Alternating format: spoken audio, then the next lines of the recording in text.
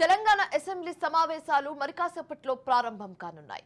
5వ రోజు వాడివేడిగా సభా సమావేశం జరగనుంది.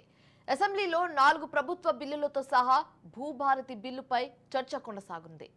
తెలంగాణ మున్సిపాలిటీ సవరణ bill, greater Hyderabad municipal corporation bill, Telangana Panchayati Raj సవరణ బిల్లులను ప్రభుత్వం ప్రవేశపెట్టనుంది.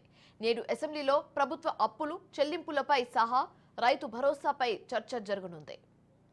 సమస్య రైతుల గురించి ఎందుకు వస్తుందనే ప్రధాన సమస్య.